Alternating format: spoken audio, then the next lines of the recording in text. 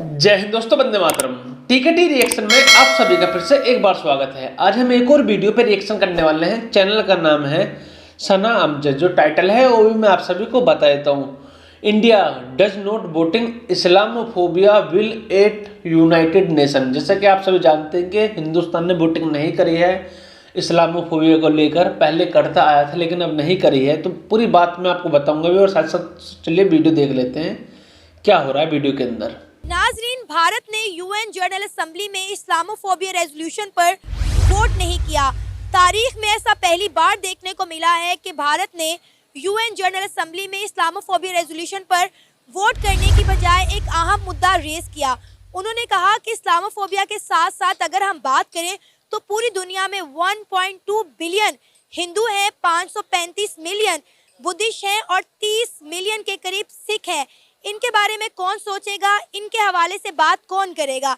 भारत ने कहा कि इस्लामोफोबिया को काउंटर करना बहुत ज़रूरी है, लेकिन उसके साथ साथ दूसरे मज़ाहिब से रिलेटेड जो फोबिया है उसको ख़त्म करना भी ज़रूरी है। भारत के इस इक़दाम पर पाकिस्तानी अवाम का क्या रद्द-ए-अमल है, आइए जानते हैं। अली अकबर साहब, कैसे हैं आप? शुक्र अल्लाह का। अली अकबर साहब, एक बहुत बड़ी खबर सामने आई है। यूएन जनरल असेंबली में इस्लामोफोबिया पर वोटिंग हुई है, लेकिन हमारे हमसाए मुल्क भारत ने इस पर वोट नहीं दिया। ऐसा नहीं है कि इंडिया हर साल इस पर वोट नहीं करता। पहली बार ऐसा देखने को मिला है कि हमारे हमसाए मुल्क भारत ने इस्लामोफोबिया रेजोल्यूशन पर जो है वोट नहीं किया। उन्होंने एक नया इकदाम उठाया है, उन्होंने एक नया मुद्दा सामने रखा है। उन्होंने कहा है कि इस्लामोफोबिया के अलावा भी और बहुत सारे मज़ाहिब हैं जिनको टारगेट किया जाता है, जैसे हिंदुओं को किया जाता है, सिखों को किया जाता है, बुद्धिस्ट को किया जाता है। इस्लामोफोबिया के अलावा और भी रिलीजियस फोबिया है, उसकी भी रोकथाम करनी चाहिए। कैसा लगा है आपको इंडिया का ये इकदाम? मेरा ख्याल है कि बहुत बड़ा इक़दाम है ये। हम सब मुस्लिम कंट्री के लिए भी एक लम्हा फिक्री है। असल चीज़ तो इंसानियत है। मज़हब तो बाद में आया है ना, इस्लाम तो बाद में आया है। अभी ताज़ा मज़हब है, 1400 साल का मज़हब है, ठीक है। हिंदुओं को तो हज़ारों साल से मज़हब है। बुद्ध मत मज़हब कहाँ से है? असल चीज़ इंसानियत है। हम जो इस्लामफोबिया हो रहा है ये सब कुछ नहीं होना चाहिए। मुसलमान ने तो मुसलमान के साथ ज्यादती की हुई है, हिंदुओं ने तो नहीं की हुई है ना। यहूदी तो यजीद के दरबार में भी बोला था कि आपने अपने पैगंबर के बच्चों के साथ क्या किया है। हम तो ईसाइयों ने बोला था कि हम तो अपने ईसा अलैहिस्सलाम के घोड़े की नाल की भी उसकी इज्जत करते हैं। आपने तो उनकी भी नहीं की है। तो ये सारे अभी एक भाई इधर कह रहे थे कि जी ऐसा नहीं है, इंडिया में ऐसा है। ये सारी बकवास है। और भाई अगर हम जितना इस्लाम को हम ठेकेदार बने हैं और बदमाश बने हुए हैं, हम इंसान नहीं हैं। सिर्फ हम कहते हैं हमारे पास कलमा है।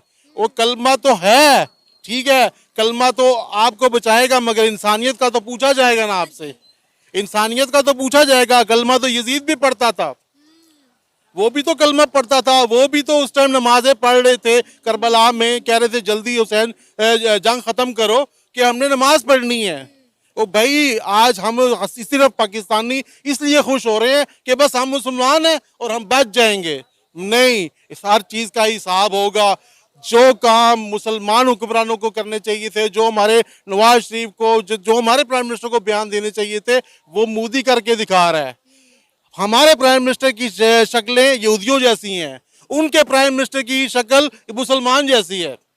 मैंने कल परसों भी एक चैनल पे कहा था कि मैं चैलेंज करता हूँ, जितना इस्लाम का मोदी को जी को पता है, इतना नवाज शरीफ शहबाज शरीफ को नहीं पता है, जितना इस्लाम पे वो है, ठीक है। हम फिर कहते हैं कि इंडिया के प्राइम मिनिस्टर नरेंद्र मोदी जो है वो एंटी मुस्लिम है, एंटी इस्लाम है। और जब हमें कुछ करने को नहीं मिलता, कुछ कहने को हमारे पास नहीं होता, तो हम कहते हैं कि हिंदुस्तान में रहने वाले मुसलमानों पर जुल्म हो रहा है, जम्मू कश्मीर में रहने वाले कश्मीरियों पर जुल्म हो रहा है, हमने कश्मीरियों को आज़ाद करवाना है और मुसलमानों को हमने हिंदुओं के इस चंगुल से बचाना है। हालांकि इंडिया में रहने वाला मुसलमान जो है वो पाकिस्तान आना ही नहीं चाहता। उन्होंने पाकिस्तान आना होता तो 1947 में तकसीम हिंद के वक्त इतने ज़्यादा मुसलमान हिंदुस्तान में ना रहते, वो पाकिस्तान आ जाते। देखें, बड़े सगीर में बहुत ज़्यादा मुसलमानों की हुकूमत रही है, ठीक है। तब क्या मुसलमानों ने कारनामे किए थे? एक बाप और एक बेटा, एक दीवार एक तरफ बना रहा है बेटा, तो बाप दूसरी तरफ है। 2-2 साल उसकी मुलाकात नहीं हुई। हजारों लोगों से इन्होंने, हमारे जो मुगल थे, मुसलमान बादशाह थे, हजारों लोगों को मतलब है कि सिर्फ खाने के ऊपर इनसे काम करवाया, मारते भी थे, उनसे काम करवाते थे। ठीक है, अब हिंदुस्तान में अगर ऐसे तंग हालात होते तो क्या 20-30 करोड़ मुसलमान वहां रहते? कभी भी नहीं। कभी वो इधर ना आते या यूएनए में ना जाते। आधा से ज्यादा कश्मीर यूके में है, बाहर है, क्या वहां एहतजाज ना करते?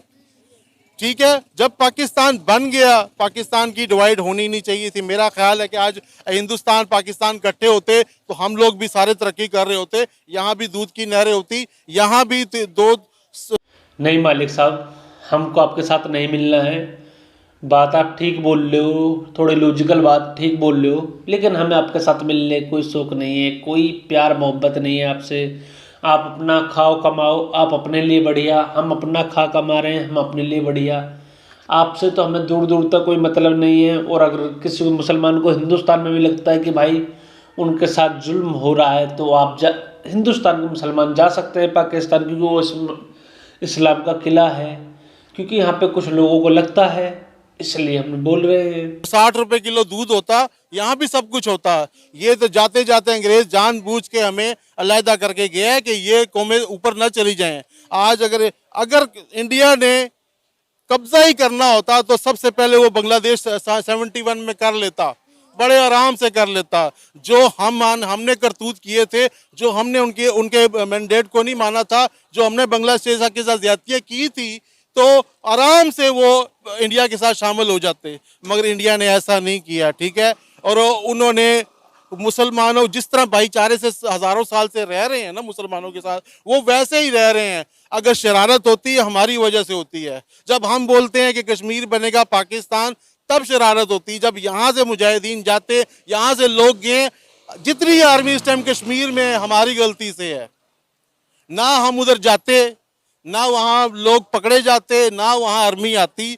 अब देखे यहाँ पे कितना पीटा है जी, ये वो लग गया जी, कश्मीर में लग गया है वो 31 लग गया। हम कश्मीरियों की बात करते हैं, कश्मीर में रहने वाले मुसलमानों की बात करते हैं, तो फिर हम कश्मीरी पंडितों का जिक्र क्यों नहीं करते? हम क्यों नहीं बताते कि कश्मीरी पंडितों के साथ क्या हुआ? हम सच बात तो पाकिस्तानी कहते ही नहीं है, झूठ कहते हैं, क्योंकि वो हिंदू हैं, सिंपल बात है। और गैर मजहबी लोग हैं। तेरा मेरा नाता क्या, ला इलाहा इल्लल्लाह, इसी पे तो आपकी बेस पूरी पॉलिटिक्स है, आपका पूरा देश इसी पे चलता है। आपको खाली क्या है, आपको कश्मीर के लोगों से मतलब नहीं है, वहाँ के पानी से, वहाँ के रिसोर्सेज से मतलब है, इसलिए आप चिल्लाते रहते हो। और पूरी दुनिया में अब आपका भांडा फूट चुका है, तो आप थोड़ा मीठा बोल बोल कर उसको साफ सुथरा करने की कोशिश करते हो। लेकिन अब उन सब बातों को फायदा रहा नहीं है। अब आपकी जो दाल है वो गलने वाली है नहीं इस दुनिया में। अब आपको दिख रहा है कुछ ना कुछ और करना पड़ेगा, क्योंकि रावी नदी का पानी भी आपका बंद हो चुका है। और जैसे मदारी दिखाता है कुछ है, करता कुछ है। सच बात तो हम करते ही नहीं है। ठीक है, इंडिया ने तरक्की इसीलिए की है कि उन्होंने सबको साथ लेके चला है, मुसलमानों को भी साथ लेके चलता है, ईसाइयों को भी साथ। अभी ये भाई कह रहे थे कि सिखों के साथ 3 करोड़ दुनिया में सिख हैं, जिसमें से कम अज कम 50 लाख का उनका इज्तिमा होता है। ठीक है, मेरा ख्याल शायद हज में भी हमारे इतने मुसलमान नहीं होते, 20 लाख 30 लाख होते होंगे। उनका जब अपना हज होता है सिखों का, 50 लाख सिख होते हैं। दुनिया का सबसे बड़ा लंगर सिख चला रहे हैं, 1 लाख अफराद को रोजाना खाना खिला रहे हैं। सिर्फ 3 करोड़, हम तो अरबों में हैं। हमें तो इससे बड़े लंगर खाने चलाने चाहिए थे। और हमारे पास वसाइल भी हैं, हमारे पास पैसा भी है। अगर सिख इतने तंग होते तो फिर सिख कब से ये चाहते कि जिस तरह उनके गुरु नानक इधर हैं करतारपुर में, मतलब कि सारी उनकी यहीं पे है पाकिस्तान में, तो सिख 3 करोड़ भी मुतालबा करते कि भाई हमने पाकिस्तान के साथ जाना है या अलहदा होना है। तो अच्छे बुरे लोग तो हर फिरके में होते हैं। तो ये बात पाकिस्तानियों को इस खुशफहमी से निकलना चाहिए। और भाई इस्लाम सिर्फ ठीक है हमें जन्नत में ले जाए, ठीक है, और इस्लाम में हमने जन्नत में जाने वाले काम किए हैं। आप मुझे ये बताएं ना, माह रमजान का महीना चल रहा है, आप चलिए इस वीडियो को यहीं पर अंत करते हैं। और अंकल मैं आपको गारंटी दे सकता हूँ जन्नत में तो आप भी नहीं जाएंगे। क्लियर बात है, साफ सीधी बात है, आपको चूरन चटाया गया है, समझ लीजिए आप बात को। और दूसरी सिखों की बात कर लेते हैं। देखिए अभी हमारे देश में सीए लागू हुआ है। हमारे ही देश के कुछ उच्च मुसलमान कोटि के जो मुसलमान हैं वो रो रहे हैं, चिल्ला रहे हैं कि मुसलमानों क्यों नहीं नागरिकता देने की बात हो रही है। जाहिल हो इसलिए नहीं हो रही क्योंकि वो उसी देश में रहते हैं। उस देश में इस्लाम का राज है भाई। वहाँ पे माइनॉरिटी में लोग हैं जो सिख हैं, माइनॉरिटी में बुद्ध जो है, माइनॉरिटी में जो हिंदू है, माइनॉरिटी में जैन है, वो माइनॉरिटी में है, पारसी हैं कुछ, तो पारसी वैसे है नहीं कहीं और, हिंदुस्तान में ये सारे वो भी माइनॉरिटी में, तो उनको लेके आ रहे हैं हम। तो समझो भाई बात को। और जो सिखों की आप बात कर रहे हो कि कोई परेशानी, तो एक दो चुटमुट तो कोई ना कोई परेशान रहता ही है, लेकिन पूरी आबादी भारत में खुश है, किसी कोई तकलीफ नहीं। और जो भारत की जो मुसलमान रोना धोना करते हैं, सबसे बड़ी बात यह है कि भारत के अंदर सबसे कम जनसंख्या पारसियों की है, उससे थोड़ी सी जनसंख्या जैनों की है, उससे थोड़ी सी ज़्यादा जनसंख्या सिखों की है। वो तो बहुत ज़्यादा ही नीची जनसंख्या है, बहुत कम जनसंख्या है, लेकिन वो तो कभी नहीं चिल्लाते कि हाय मेरे साथ ये हो गया, हाय मेरे साथ ये हो गया, क्योंकि नहीं होता है। कुछ लोगों की, कुछ समुदायों की, कुछ व्यक्तियों की ऐसी आदत होती है कि उनको हाय तौबा करना, फिलिस्तीन वाला ड्रामा हर समय पे फैलाना है, इसलिए ऐसा सब कुछ होता है। तो आपकी क्या राय है, आप कमेंट करके जरूर बताइए। और ये भी जरूर बताइएगा ये अंकल जी जन्नत में जाएंगे या नहीं जाएंगे।